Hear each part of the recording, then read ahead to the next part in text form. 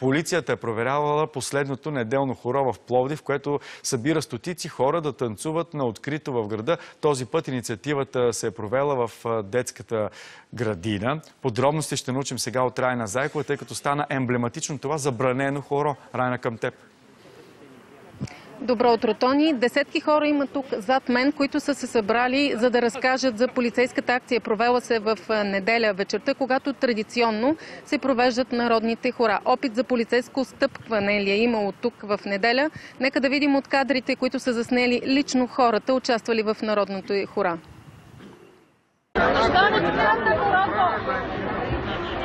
Защо не спирате да играете? Хората се държат. Може българското да се забранява.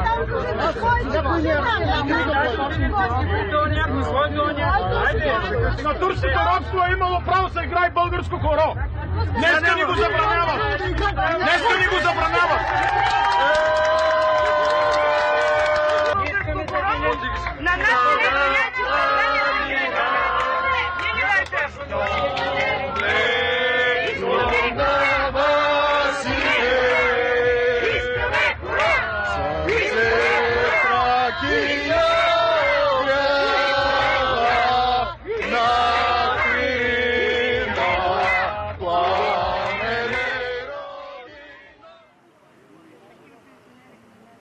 Трябва да кажем, че народните хора се провеждат в градската градина от година и половина и до този момент никога не е имало проблем.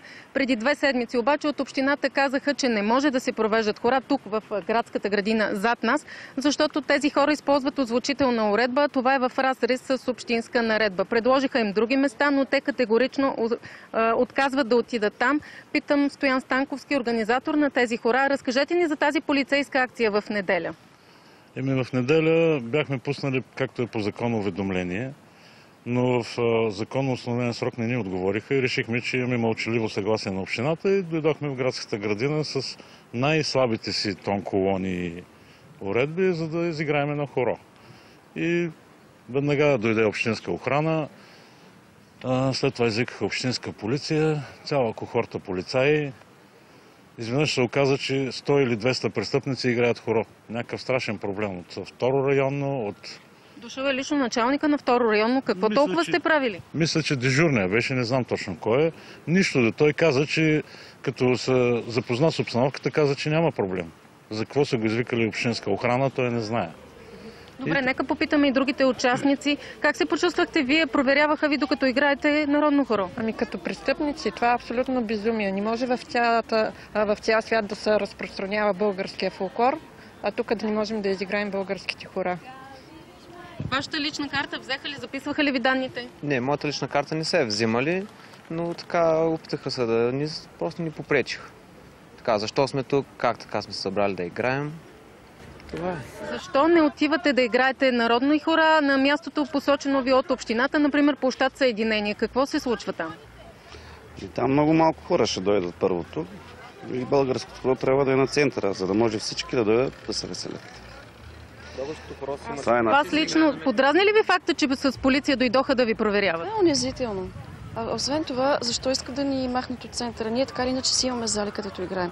Това е за хората. Радват се чужденци, правят клипове. Идеята е да се разпространява. Защо ни махат от центъра? Трябва да кажем, че има провеждане на ромски сватби, също шумни в Столипиново, но до този момент не сме чули за прекратена ромска сватба. Защо при вас така се мери с двоен аршин? Не знам, това е въпрос към общината, към ръководителите на нашия град. Най-добре е те да дойдат или да дадат в писмено становище, или да обяснят това. Ние нямаме претенции към другите. Искаме да играем нашето българско хоро на Мегдана, т.е. на центъра. Трябва да кажем, че тук отново поканихме и от община Пловдив представители, но те заявиха, че вече са си дали мнението, т.е. предложили са алтернативни места на хората, които играят хора тук и също казаха, че в градската градина могат да се провеждат събития, озвучени с тонколони, само които са обаче под шапката на община Пловдив. Очевидно някой иска да яхне вашето хоро, образно казано, така ли е? Очевидно ние не искаме да бъдем против някакви общински съветници, ние просто искаме да защитим българското. Ние не водим хоро против кмета. Ние просто искаме да се танцуваме нашето хоро. Не ни интересуват политици и кметове. Как се чувствате вие, идвайки да играете хоро? В същото време пък ви проверява полицията. Много е, значи, зареждащо човек да бъде на хорото, но всичко това, което се случи в неделята, е унизително и обидно. Обидно ме е, че живея в този град, че си плащам данъците тук, че работя и че такива хора ни управляват. Много ми е обидно. Ще продължавате ли вие да идвате на тези хора? Да, задължително ще продължавам да идвам на тези хора. И това е от любовта към народната музика. За забраните и за тези унизителни неща, които се опитаха да направят, те самите органи на реда казаха, че наистина не виждат никакъв проблем в това цялото нещо. Значи пак се събират и други хора, като шах, като деца, които играят. За тях какъв беше проблем? Че толкова дойдоха, вече беха настървени, дайте разрешителни, какви сте разрешителни? Че нямаме право група хора да се съберем и да заиграем едно хоро. Това ли е? Явно те искат, защото това стана една много добра инициатива в цяла България и лично мое мнение е, че те се опитват да го вкарат под шапката на общината. Значи, ако е с тяхно разрешение и те да са съорганизатори, може да стават работите. А ние като обикновени граждани не можем да го направим. Защо?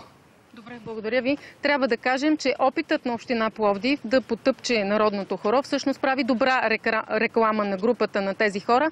Техният брой се е увеличил двойно и все повече хора идват да играят тук народни хора. В неделя отново са подали заявление да играят народни хора тук отново в градската градина, тъй като в самото начало, когато са искали разрешение, точно общината е посочила това място като подходящо, където могат да се събират да играят.